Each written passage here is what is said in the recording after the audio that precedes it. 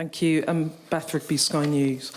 Keir Starmer, you're framing these elections as a national moment, and if the polls are right and there's real enthusiasm for Labour, you'd expect 1996-style numbers, Labour shooting up by hundreds of councillors and the Conservatives losing even more.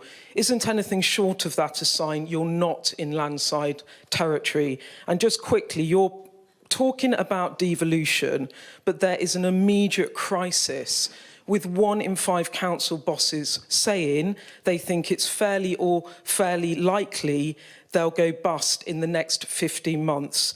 The Local Government Association calculates that there is a £4 billion funding shortfall in the next 2 years. Will you commit that money? Thank you. Well, Beth, thank you. And let me address both parts of that. The first thing to say, just from the very beginning of your question, Beth, is obviously what we've got on May the 2nd is the mayoral and local elections, and later in the year, the national elections. But they go together, because what we want to do is to make sure that the local and the national are integrated. And this is the first part of a two-part series, if you like, and that's why 2nd of May is so important. Look, I acknowledge that we need to work very, very hard to win that election. I say to my shadow cabinet every week that in order to get from where we landed in 2019 to even a 2 or 3 seat Labour majority will require a bigger swing than 1997. That's a sobering thought. That's why we've been disciplined, focused, changed the party, exposed the government as not fit to govern, and are absolutely intent on putting our plan for Britain before Britain. That's the opportunity we have now. We will continue to do that. We have gone from a party that has suffered the worst loss since 1935 to a serious contender as we go into that election. And I say to my shadow cabinet, put the polls to one side. It's the hard yards of focus and discipline and being clear that we're delivering for the country.